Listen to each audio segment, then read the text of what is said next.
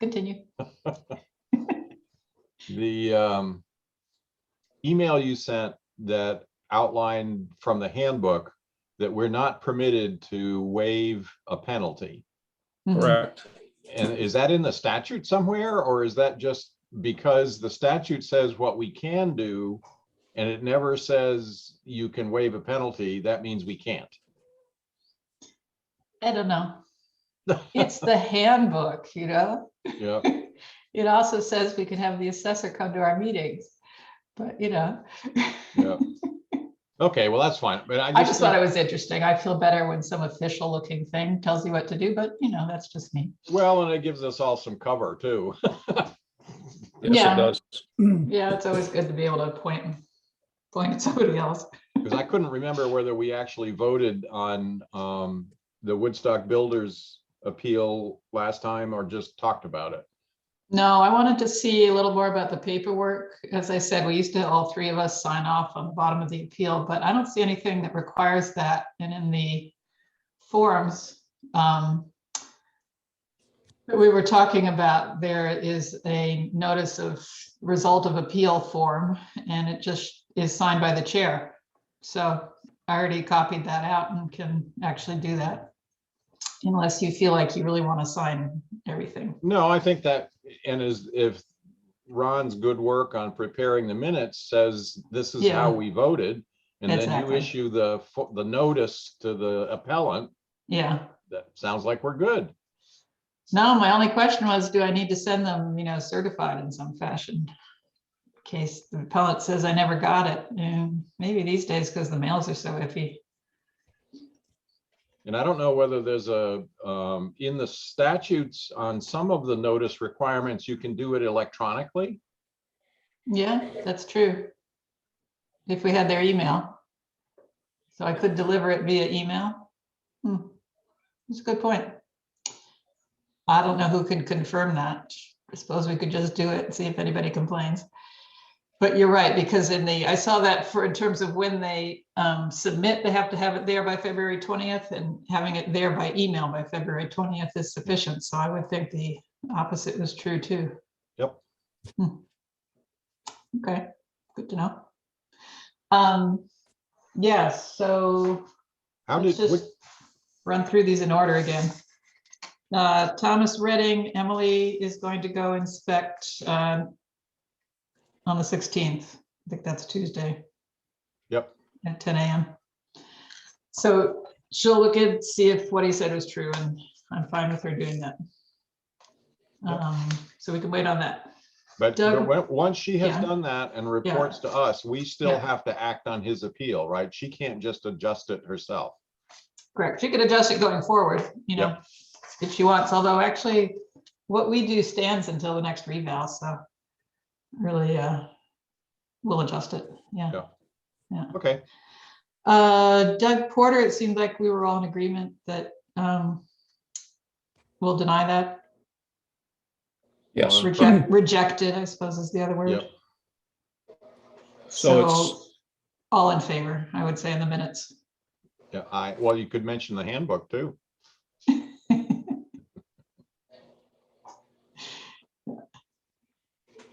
all right. Yeah, so that brings us to Bungay and Witches Woods. I have to pull up. I don't know if you heard me, Rebecca, but I was telling Ron, I did some real estate inspection this afternoon and took some pictures. And one of the things, and I can share those online if you want to look at them, but I went to Bungay, and as Ron mentioned the other night, there are signs that say private road, no access to anybody other than visitor or residents. Yeah. And the interesting thing is a similar sign is at the entrance to Witches Woods. There is one. If you go in off of I guess it's 171 there on Indian Spring Road and Crooked Trail, there's a sign that says private road. It doesn't say anything about no access to anybody except residents. It just says private road. No, I would think you'd want that. case you want to chase somebody else and they say, oh, it's a public road, so. Well, and Yeah. that speaks to their argument was the We let public is people using play, the roads, yeah. therefore they didn't apply to that case. Well, Yeah. Yeah, I They're- thought they were good at bringing up every scrap of something that might, Yeah.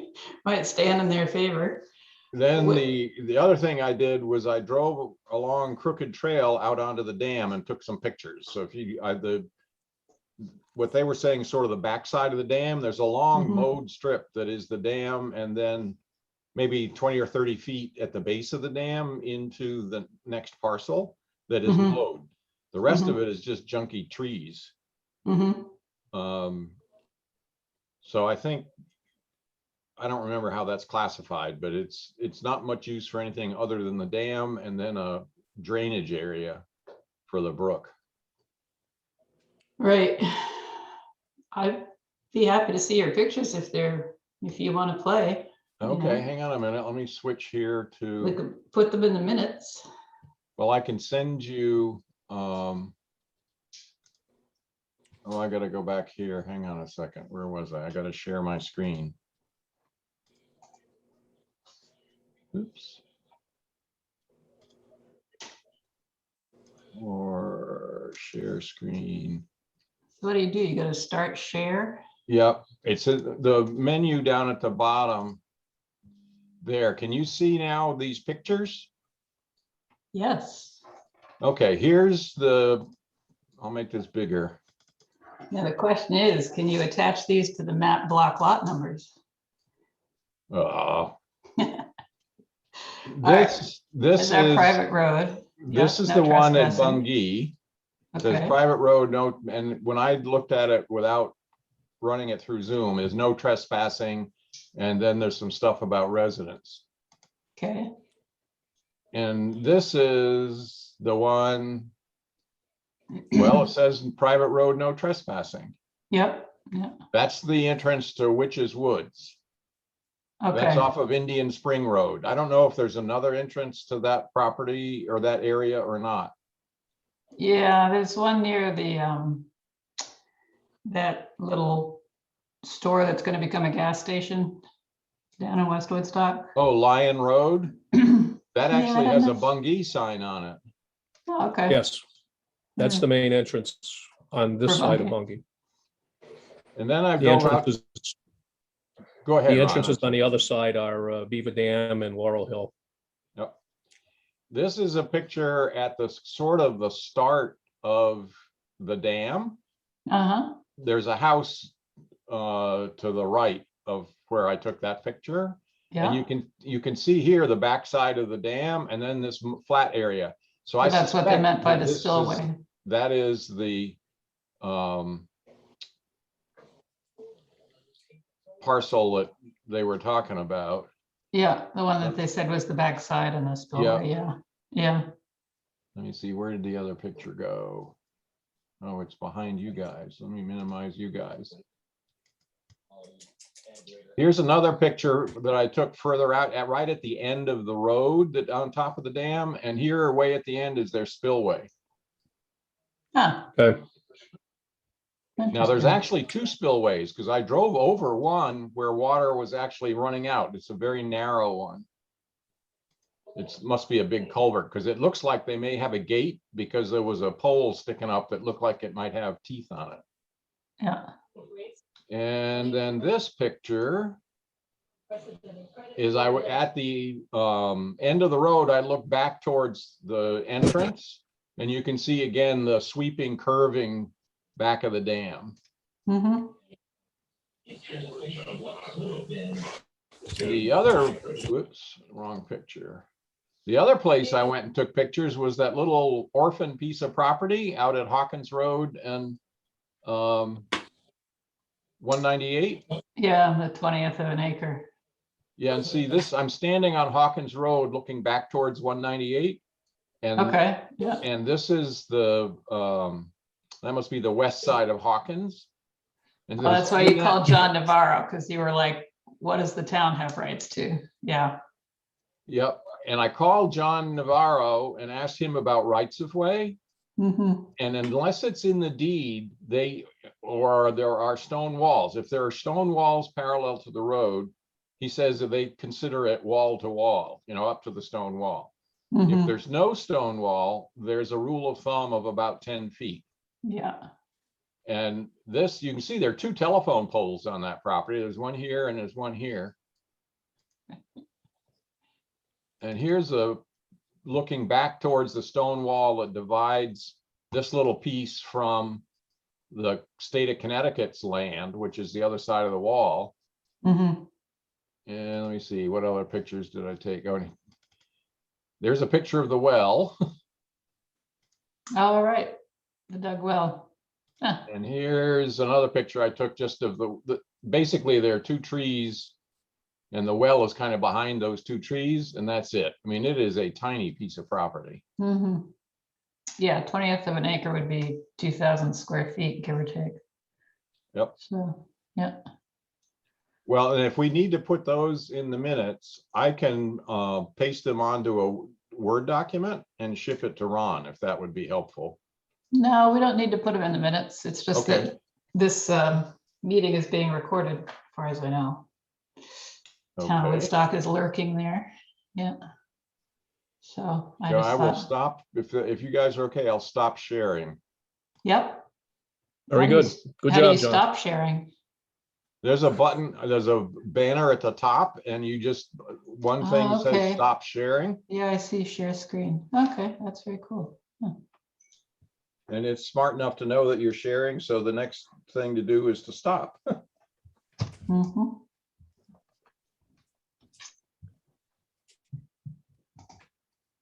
All right. But I guess in my opinion, on the question of the roads in both places, I also got a copy. I went out to a website called Justia and found the case, and I wasn't sure that was exactly right.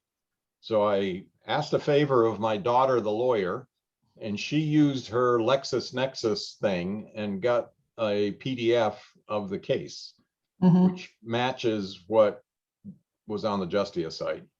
And basically they said that since there were 5 parcels in question, one of which were the roads. And since those were not available to the general public,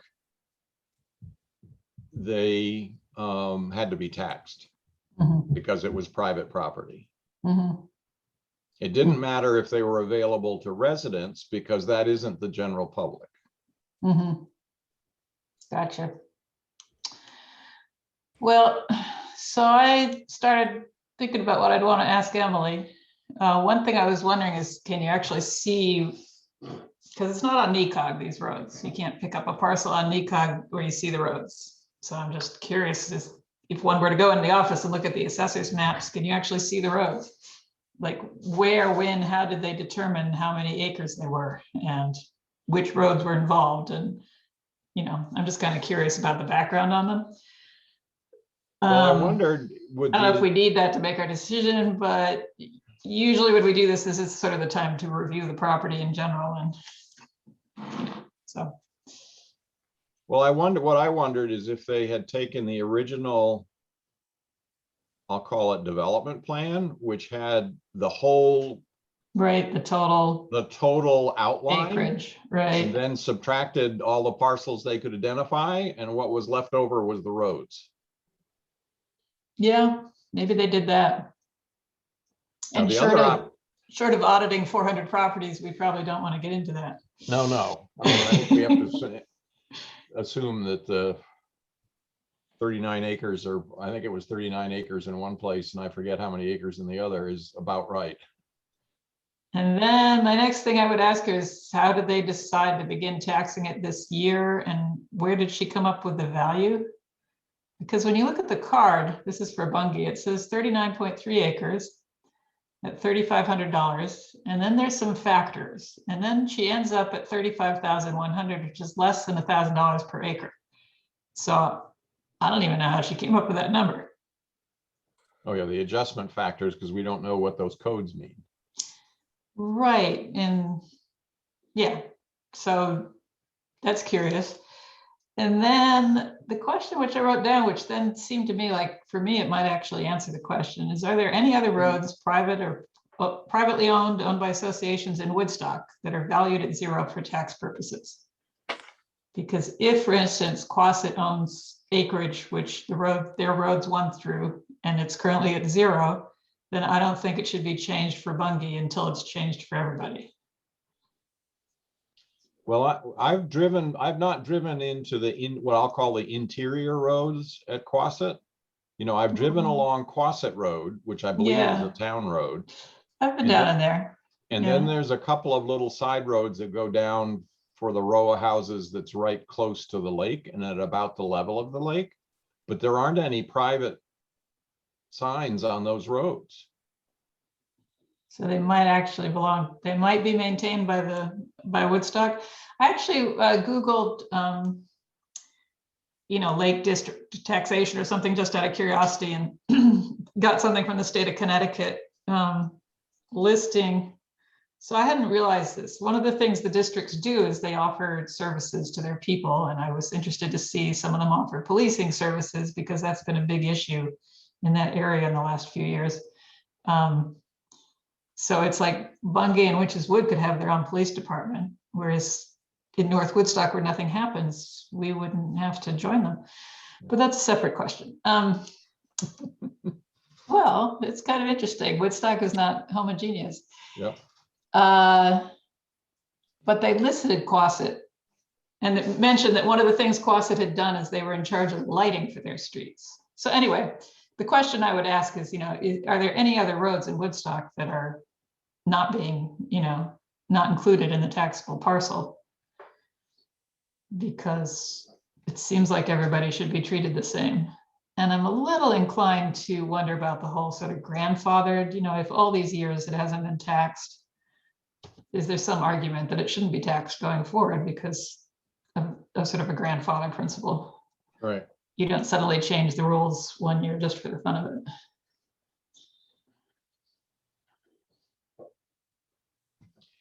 I'm trying to, on that one, on the roads question, we need some more help from Emily before we can make a decision. Mm-hmm. In Bungay, that was the only question. That was the only right? question, is the roads. So okay, Witches Woods, we've got other parcels that are the dam and the drainage area next to the dam. More than that, it's the trail dam, the dam and lake, the rest of the lake, and more roads. I ended up with 4 here. I thought there were 5. Oh yeah, the first. There were 5 of them. That's there's right. Two of them apply to the lake. The upper lake and the lower lake. So it's this whole question of, how do you value a lake? And I know what Randy Chmura said, but we don't actually have it from Emily's mouth as to how she decided on those values. Again, why not taxed in the past? And again, are there any other lakes or bodies of water in Woodstock that are valued at zero for tax purposes? Same kind of question. Is there a parity issue here? Yeah.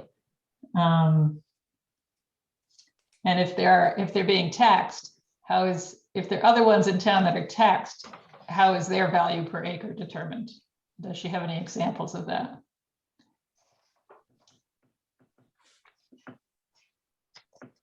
I could send you this draft, or you don't have to try to remember what I'm saying.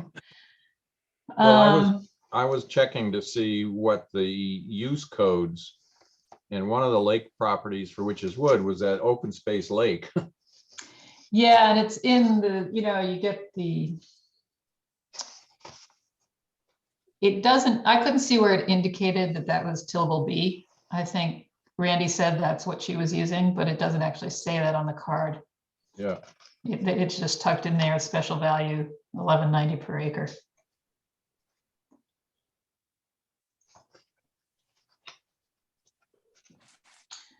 Well, you're looking, they have this argument that these things are useless to anybody else, so they couldn't sell them. But I thought there's a flip side of that, which is if for some reason somebody else gained control of them, they would really want to buy them back. Yep. Well, that's, yes. So I didn't, that one didn't work for me either. Well, and the card for the piece that they described, Randy and company described as the spillway from the upper part of the lake Yeah, yeah. and the part of the roadway, those are assessed, they're two parcels, one 2.5 acres and one 1.8 acres. And that's Yeah, at that's- vacant, that's at code 100. Oh, I saw that. I was gonna ask her because she's got 2.5 acres totaling to 26,300, which is normally the rate it would be if it was a buildable lot. So why is she pretending that's a buildable lot? Who wants to build in a spillway? Right, so at least that I should mean, I be suppose some, you could use stilts. Anyway, yeah, that's some, that ought to be some open space code, not buildable lot. well, now they'd have to put in for open space. Well, when they can do that, or was it Bungie that applied and got turned down? No, I think it was Witch's Wood, and they got a lot of what they wanted. Yeah, The because thing about that piece is there's it's another too piece of road that for Witch's Wood that was the Crooked Trail extension. And that's coded 100 also. Yeah, but that was 2 acres of road and she put it at 2,100. Again, I was gonna ask her, where'd she come up with that number? So all of these, it seems like, and the trail dam, you know, the spillway valued 1,100. Where'd that number come from? You know, I don't really understand where she's getting these numbers from. Well, and the 1 acre, that's that long skinny piece along the backside of the dam, that's also at code 100.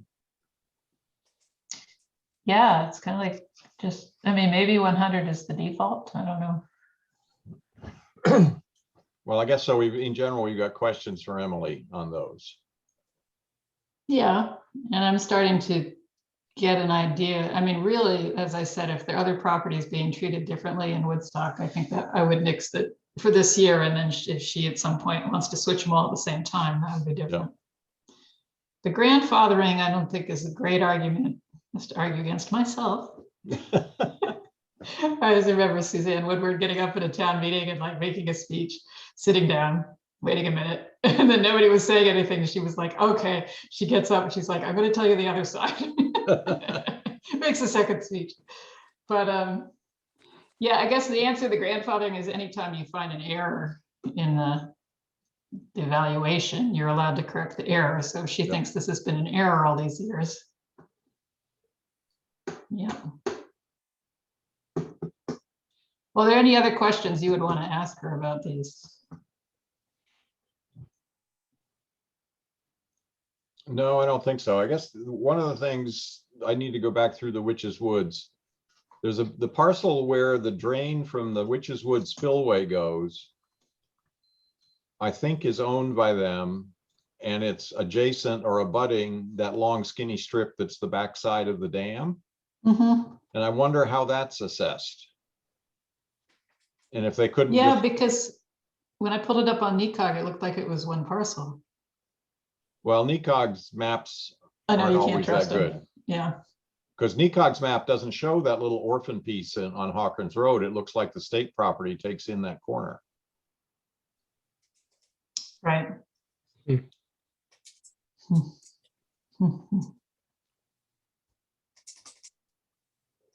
Well, if you want to look one more time and put anything in writing, I wanted to try to sort of send all our questions at once. Okay, I'll look again. Yeah. Make a note that I've got it to do. And I think you're a good point. It's like, why does she default everything to vacant residential? That code 100, that seems a little strange. For some of these little pieces, isn't there something for unbuildable scraps of land, you know? Maybe she's just saying, you know, everybody has to come defend themselves. I'm going to make everything expensive, and then if you can prove it shouldn't have been, we'll let them fix it, them being us. Yep. Yeah. So while we're on the subject, Ron, did you see the email that Emily answered my email about having a meeting with us? No, I did not. Okay, let me see if I can just pull that up. Last I misquote her. When did she post it today? She sent it to me and I forwarded it to you guys, and I'm gonna have to get that on my Basically, she phone. said she didn't want to. Yeah, I just wanted to, you know, quote her accurately here.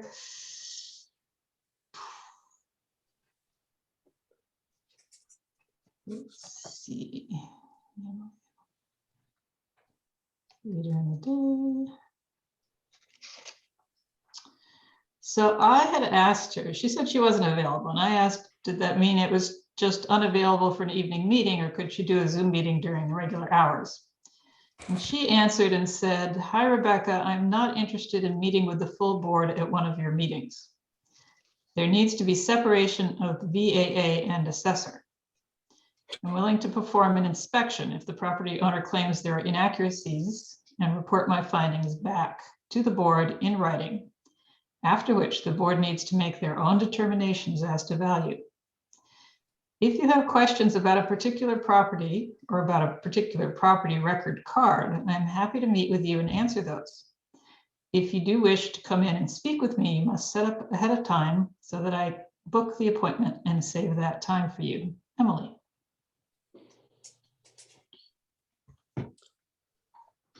Well,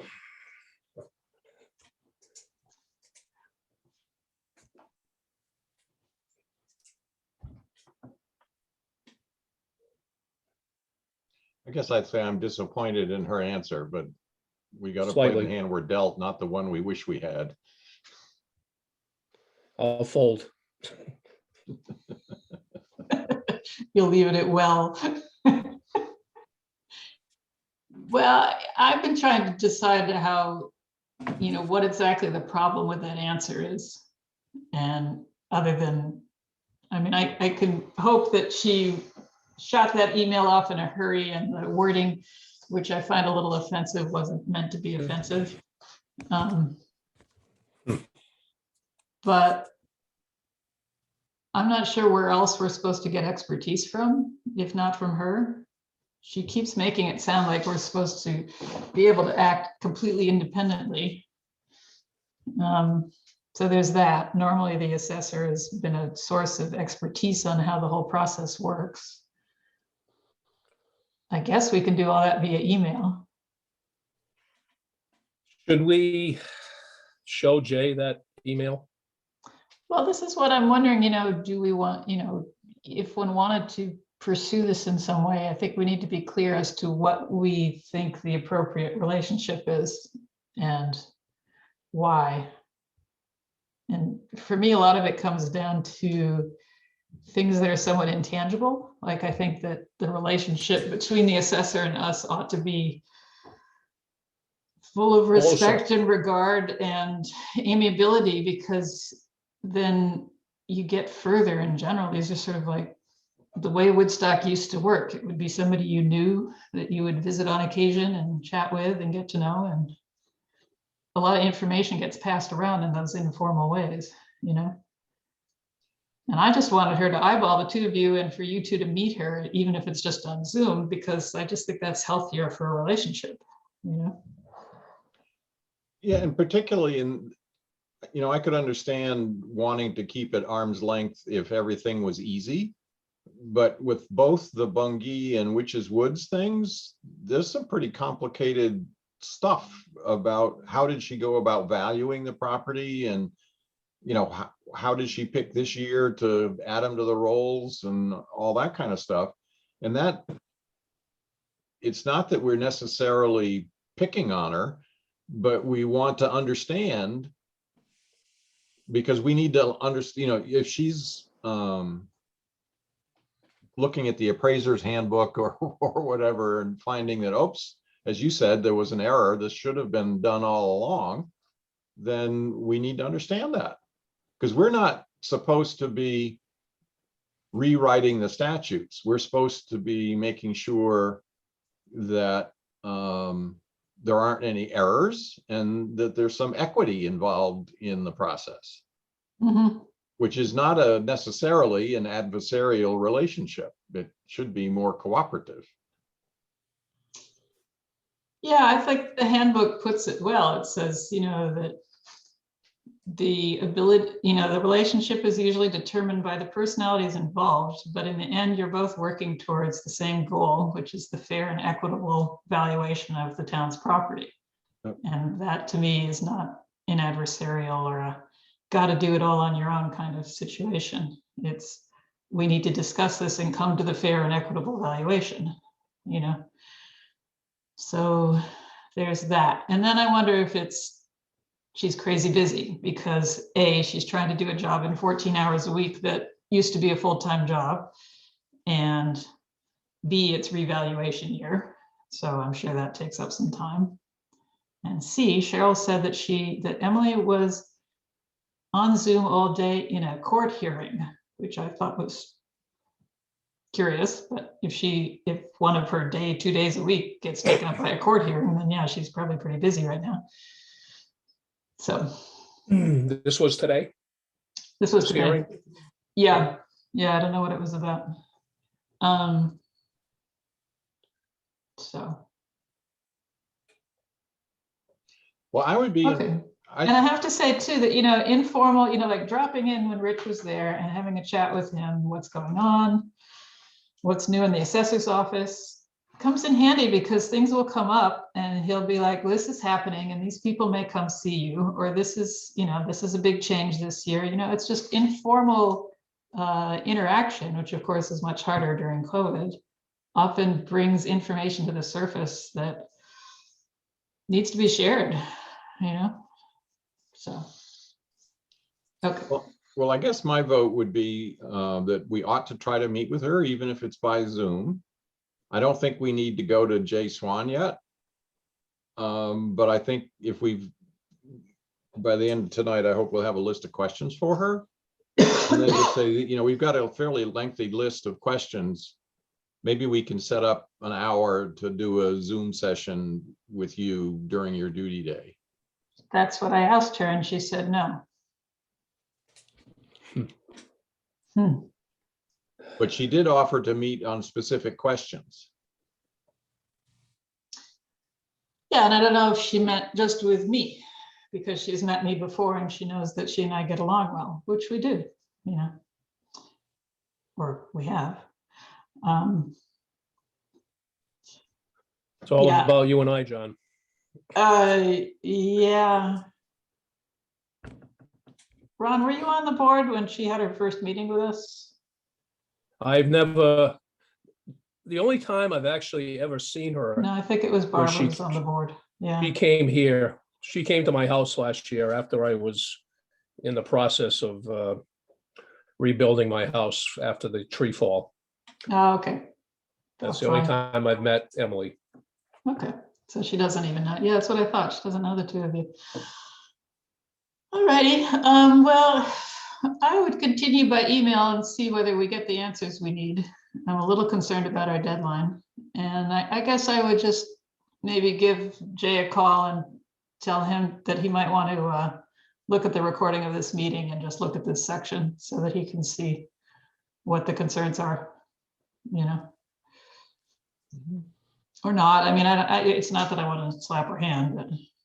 When I stopped at town hall to pick up the documents you left for me, Yeah, carefully filed away.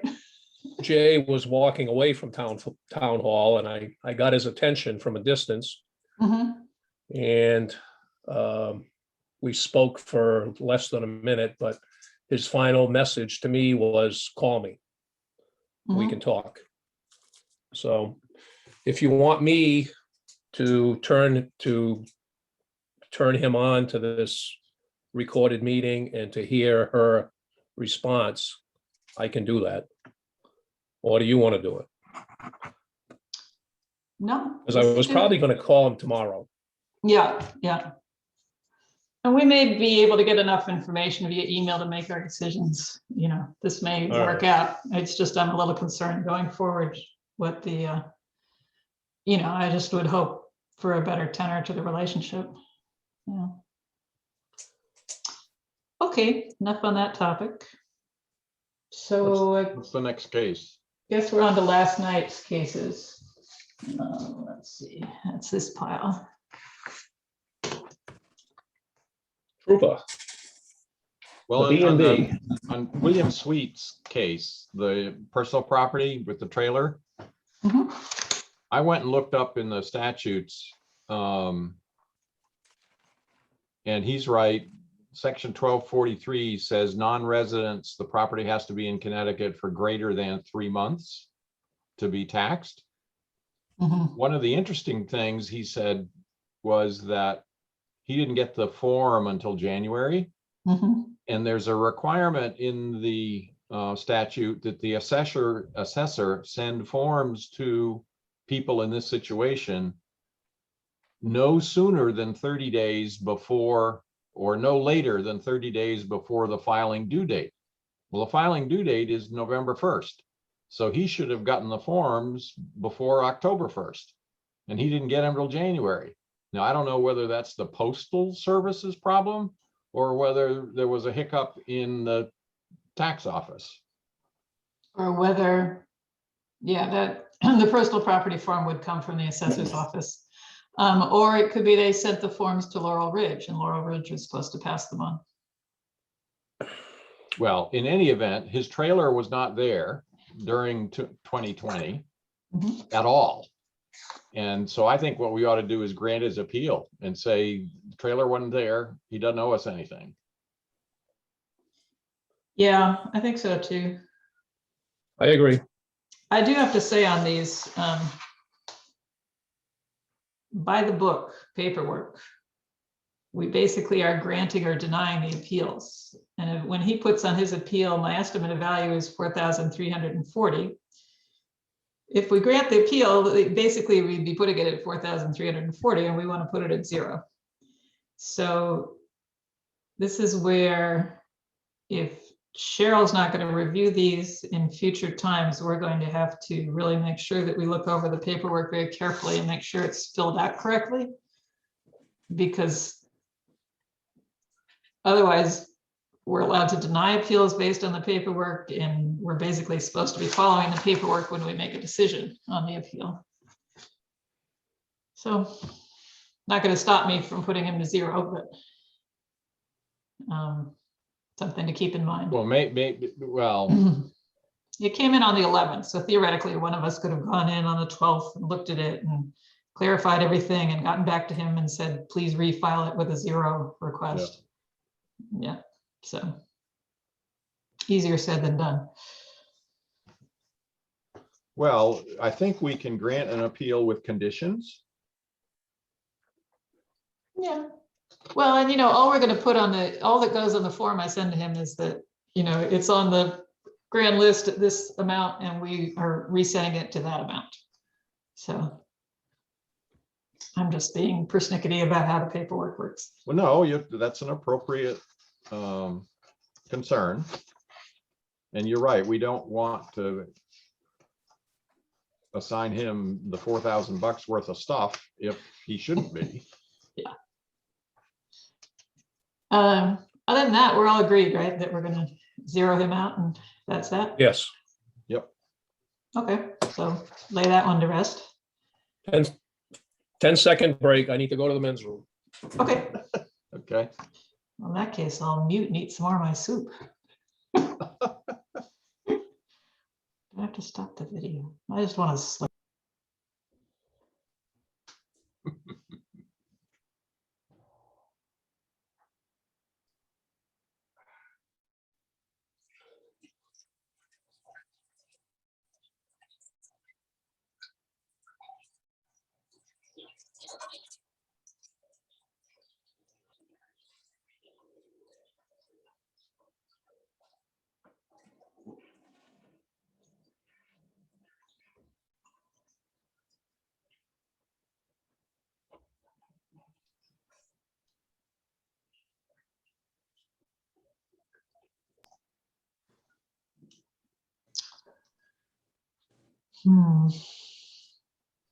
I can do some more poking around in the NECOG and or the town records to see if we think there are like at Quasset Road or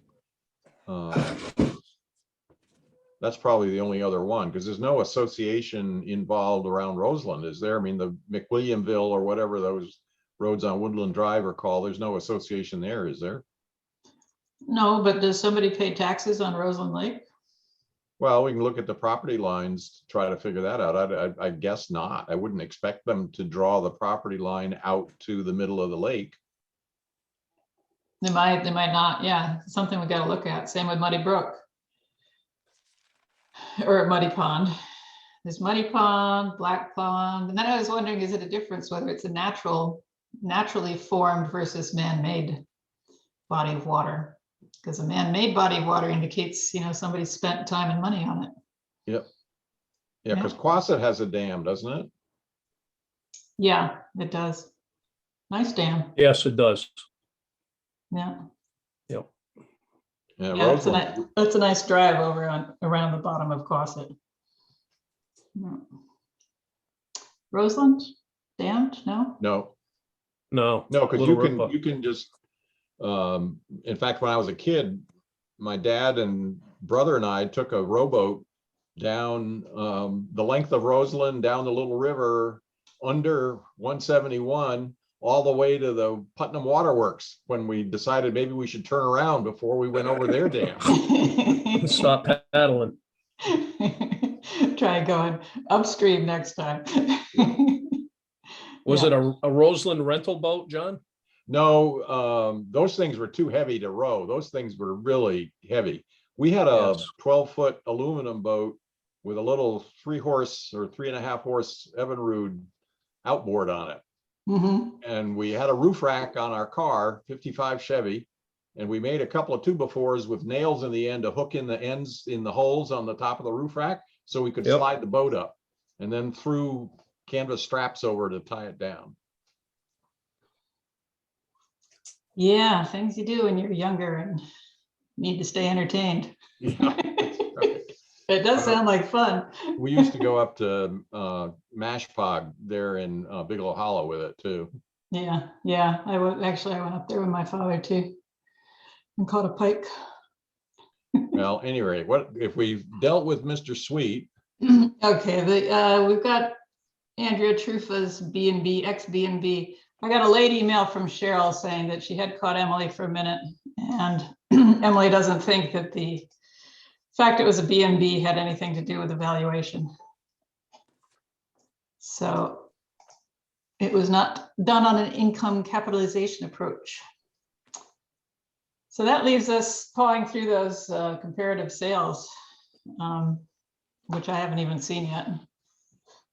He made one comment last night in regards to the square footage comparison.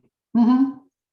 And I think she brought out the fact that the square footage of the B&B that she's living in was higher than, I got a good look at that house today. It is pretty, it's like 2 houses.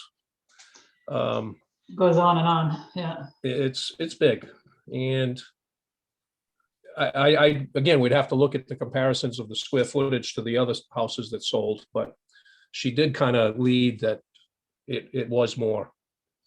Do you have the comps anywhere nearby that you could just give us the addresses from Woodstock? The sales that she gave as comparisons.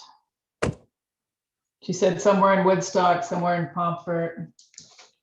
I'm thinking, because that is the kind of thing we need to compare. We need to look at the square footage, acreage, not so much, because that's only 3,500 per additional acreage. So additional acre.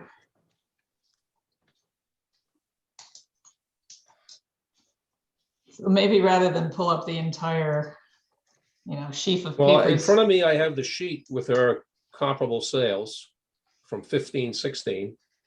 Oh, that's true. And She did have a summary on those. All of these houses were approximately 3,000 to 3,450 square feet. And I don't know what the figure is for hers. Let's see here. Okay, Yeah, you're because right. the card give all didn't get that. copied, and when you tried to send it to me, Rebecca, the attachment didn't come. No, but probably not right now in the middle of the meeting, but we could probably go into vision appraisal and look at the stats in there and see whether these really do seem comparable. Yeah, because these are all less than 3,500 square feet in the summary. Yes, they are. And her house is much probably bigger than that. I think for some reason she was over 4,000. Right, and I have a copy of her card now, I think. Let me see how to do that.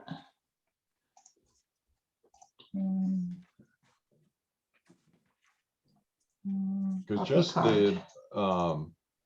the appraiser's approach is basically so much a square foot.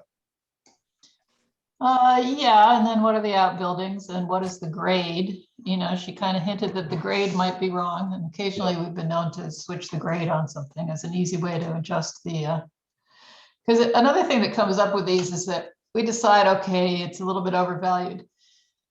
And if you look at other towns, some assessment appeal boards will go through and say, okay, we're going to change the depreciation code and we're going to change the grade. She's graded at 15, which is an A+. And we could, for instance, say, we could go look at the place and decide, it's not really an A+, it should be a B, and that'll make the grade a 14, and that will bring her price down a certain amount. So as versus other times in the past, we've just said, we're going to knock $10,000 off this price, which leaves it to the assessor to try to figure out how to fiddle with the card to match what we asked her to do. Yeah. So it's easier. Okay, so the question was the square footage. Condition, colonial, see the first page. Sorry that my attachments don't go through to you. I'm going to have to try it on a different computer, I think, or maybe online. Let me see the square footage. That's embarrassing.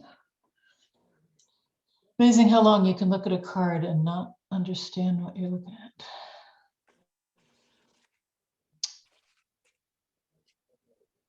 So she's assessed at 375. I hope the numbers she gave us were appraised numbers. Okay, appraised at 536. And second page.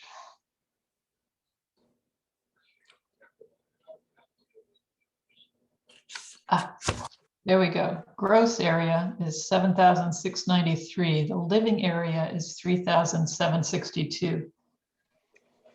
So when she says 3762. well, when she says 3,450 square feet, you don't know unless we pull it up. Is she talking about the gross area or the living area? Yeah. So I could actually check one of those pretty easily. Yeah, there's a couple of them, or half of them are Woodstock. Yeah, so I could pull one of these up. Here's a Woodstock 280 Child Hill Road, Child's Hill.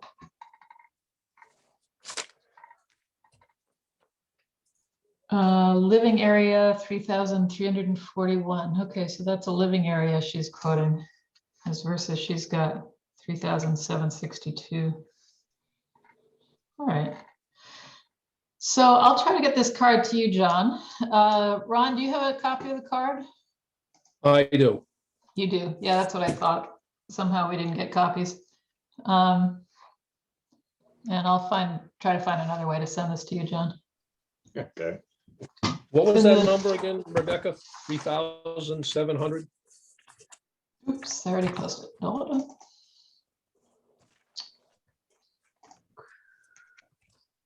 Living area 3,762. Just has a barn that's worth 31,900. I don't know if any of these houses have barns. Some of them, one of them did. They've got a Perrin Road in Woodstock has a couple of horse barns. Yeah. All right.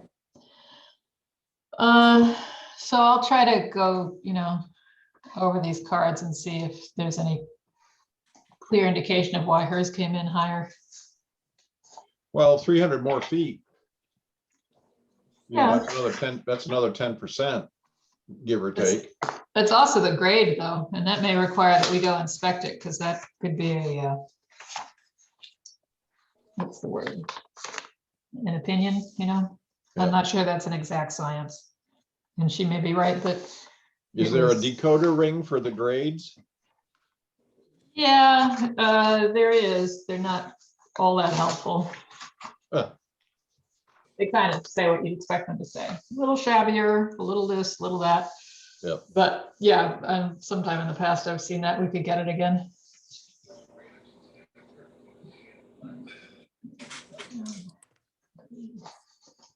Okay, Well, so so that we've one got- requires a little more work on our part and maybe an inspection. Yep. And then the last case is that orphan piece of property out in, at Hawkins and 198.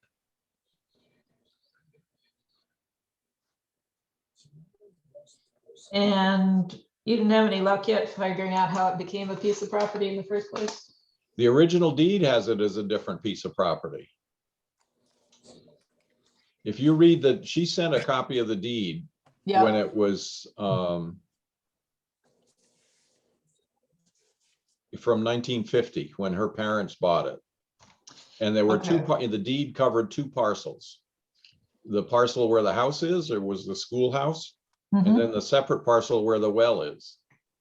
And that parcel is like 86 by 70. Then it says back to the point of beginning. So it's probably another 80 feet. See, I'm curious how planning and zoning has it, because there are a lot of rules if you want to subdivide your property and if you want to combine two separate lots. Okay. So they must follow some kind of a record keeping system as to what the property lines are. And I'm just curious whether they see it as two properties. I'll give them a call. They have different hours than the general town hall. I talked to the town clerk's office to ask. I talked with Catherine French and asked her, who should I talk to about this? Is that you folks? Oh, no, you talk to the assessor about that. Well, we're already talking to the assessor. Or not. And then so then I thought, well, maybe I'll talk to planning and zoning, and I didn't get to do that. So I will do that tomorrow if they're there. I guess I will Yeah, say I that's will a good call them question. as soon as I can get them. Yeah, because it is possible that it's up to the assessor, but normally if something's been treated as one parcel, can the assessor just walk in and decide it's two parcels? You think it's based on the deed? Because the deed says it's two parcels. Mhm. That's a bad sign for her. I mean, then there'll Yeah. have to be some value put on it. Other than that, to me, it's an unbuildable, and we have to get some information on how unbuildable lots are valued, defined and valued. Yep. Yeah, so I guess Oh, that's yeah. the I mean, when question. you look at it and you think about the rights of way from the state highway and the Hawkins Road, there's not much space left. Yeah. Okay. I love the description on the deed for the bigger parcel. You start Yeah. at this pile of rocks and go this many rods to another pile of rocks and turn northeast or whatever, and go another couple of rods to the side of the highway, and then you go this way to another pile of rocks. And you can only hope those rocks are still there. Yeah. I know. Well, we've got that situation in our deed. It starts off with a tree that no longer exists. Ooh, yeah, that's bad. At least I got an iron rod, which I was disturbed to find on this side of the stone wall because I wanted the stone wall to be mine, but Well, what else can we do today? Or is there anything else we can do today?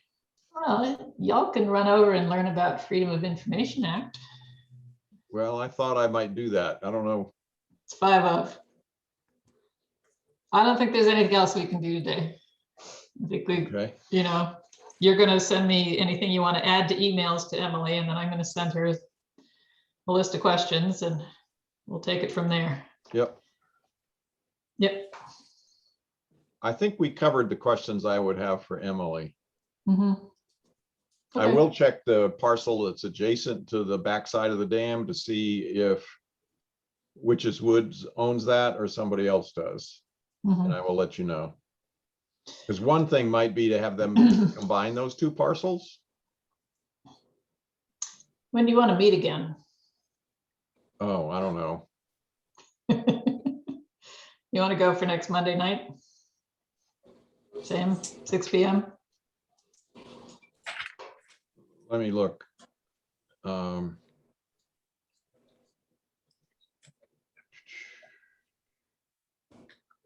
That would be the 15th. Yeah.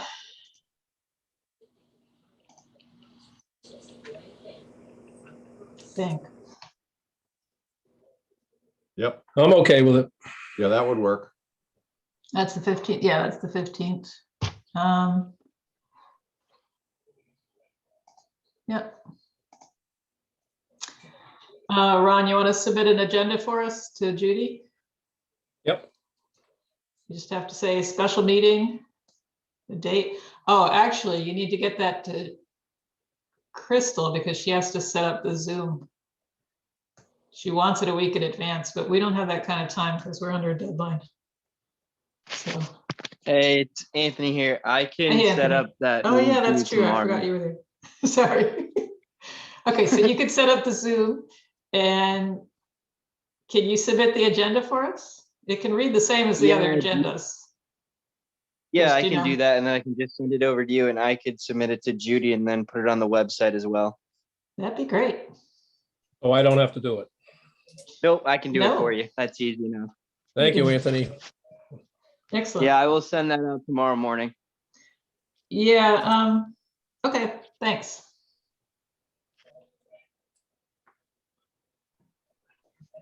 Probably what we'll be doing there is just going over whatever research we found, because I don't know if Emily even answers emails when she's not on the clock, in which case we may not have any more information until next week, What days does she work? Tuesday, Wednesday. Well, do you want to wait till Tuesday night? No,